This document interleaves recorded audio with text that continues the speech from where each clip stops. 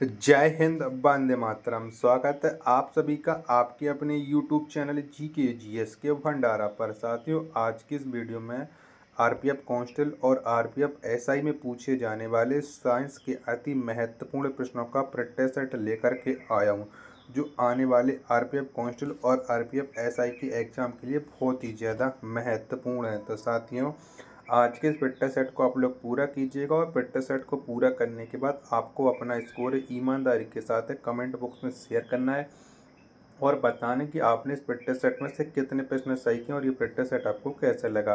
Practice set पसंद आए तो वीडियो को लाइक, कमेंट और चैनल को सब्सक्राइब करना ना भूलें। तो फिर चलिए शुरू करते हैं आज का अपना साइंस के अति महत्वपूर्ण प्रश्नों का ये प्रैक्टिस सेट।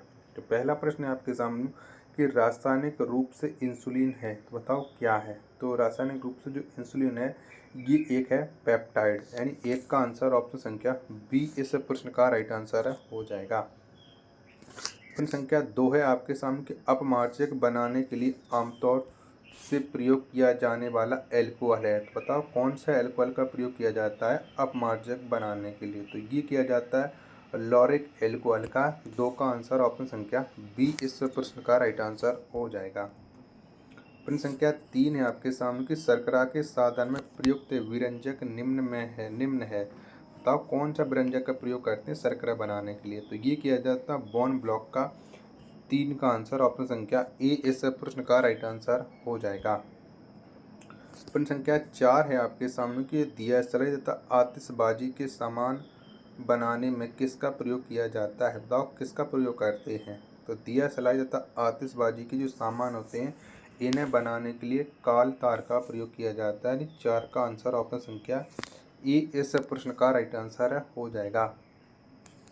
प्रश्न संख्या 5 है आपके सामने के पदार्थ जिनका उपयोग जल को मृदु करने के लिए किया जाता है, बताओ किसका प्रयोग करते हैं।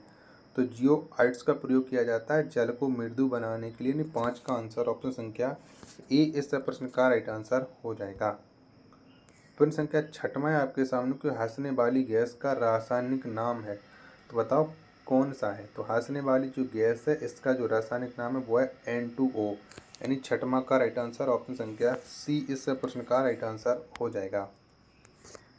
प्रश्न संख्या 7 है आपके सामने कि पहला कृत्रिम रूप से संश्लेषित कार्बनिक यौगिक है, तो बताओ कौन सा है।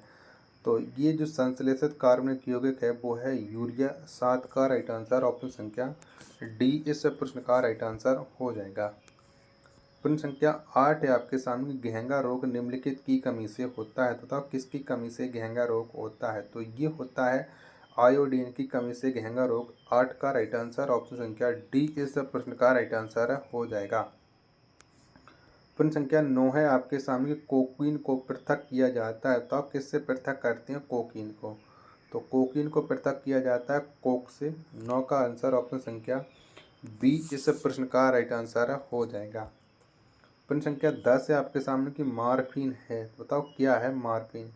तो ये एक एल्कलॉइड है मार्फिन। 10 का आंसर ऑप्शन संख्या सी इस प्रश्न का राइट आंसर हो जाएगा। प्रश्न संख्या 11 है आपके सामने किस प्रक्रम से समुद्र से सामान्य लवण प्राप्त किया जाता है, तो बताओ कौन से प्रक्रम से किया जाता है। तो ये किया जाता है बाष्पीकरण से। 11 का आंसर ऑप्शन संख्या बी इस प्रश्न का राइट आंसर हो जाएगा। प्रश्न संख्या 12 है आपके सामने कपड़े धोने वाला सोडा क्या है, बताओ इनमें से कौन सा है जो कपड़े धोने वाला सोडा है। 12 का आंसर तो हाइड्रेट सोडियम कार्बोनेट है। 12 का आंसर ऑप्शन संख्या बी इस प्रश्न का राइट आंसर हो जाएगा। प्रश्न संख्या 13 आपके सामने कि रासायनिक तौर पर हीरा क्या है, तो बताओ क्या है हीरा, ये किसका मिश्रण होता है हीरा, ये आपको बताना है। साथियों, अगर आपको ये वीडियो पसंद आ रही है तो प्लीज़ वीडियो को लाइक कीजिएगा, कमेंट कीजिएगा और चैनल को अभी तक सब्सक्राइब नहीं किया होगा तो चैनल को आप लोग जरूर सब्सक्राइब कर लीजिएगा। तो हीरा है ये शुद्ध कार्बन। ऑप्शन संख्या बी इस प्रश्न का राइट आंसर हो जाएगा। प्रश्न संख्या 14 है आपके सामने कि सिरका की प्रकृति अम्लीय है क्योंकि इसमें होता है, तो इसमें कौन सा अम्ल होता है ये आपको बताना है जिससे सिरका की जो प्रकृति है वो अम्लीय हो जाती है। तो इसमें होता है एसिटिक अम्ल। 14 का राइट आंसर ऑप्शन संख्या डी इस प्रश्न का राइट आंसर हो जाएगा। प्रश्न संख्या 15 आपके सामने की शर्करा के किण्वन के दौरान बनने वाला प्रमुख यौगिक है। तो बताओ कौन सा यौगिक बनता है शर्करा के किण्वन के समय। तो ये बनता है एथिल एल्कोहल। ऑप्शन संख्या बी इस प्रश्न का राइट आंसर हो जाएगा। प्रश्न संख्या 16 आपके सामने के निम्नलिखित तत्व से सर्वाधिक यौगिक बनते हैं। तो बताओ कौन से तत्व से सबसे ज़्यादा यौगिक बनते हैं। 16 का राइट आंसर क्या हो जाएगा। तो कार्बन से बनते हैं। ऑप्शन संख्या बी इस प्रश्न का राइट आंसर हो जाएगा। 17वां प्रश्न है आपके सामने कि प्राकृतिक रबड़ निम्नलिखित का बहुलक है। बताओ ये किसका बहुलक है प्राकृतिक रबड़। तो ये जो बहुलक है वो है आइसोप्रोपेन का। 17 का राइट आंसर ऑप्शन संख्या सी इस प्रश्न का राइट आंसर हो जाएगा। 18वां प्रश्न है आपके सामने कि हाइड्रोजन से सबसे अधिक यौगिक बनने वाला तत्व है। तो बताओ हाइड्रोजन सबसे ज़्यादा कौन सा तत्व बनता है। तो ये बनता है कार्बन। ऑप्शन संख्या सी इस प्रश्न का राइट आंसर हो जाएगा। प्रश्न संख्या 19 है आपके सामने कि सागर जल में सर्वाधिक मात्रा में पाया जाने वाला पदार्थ है। तो बताओ कौन सा पदार्थ पाया जाता है। तो ये सोडियम क्लोराइड पाया जाता है। ऑप्शन संख्या बी इस प्रश्न का राइट आंसर हो जाएगा। प्रश्न संख्या 20 है आपके सामने कि रासायनिक रूप से गन्ने की शर्करा। बताओ कैसी है गन्ने की शर्करा रासायनिक रूप से। तो ये सिक्रोज है। ऑप्शन संख्या सी इस प्रश्न का राइट आंसर हो जाएगा।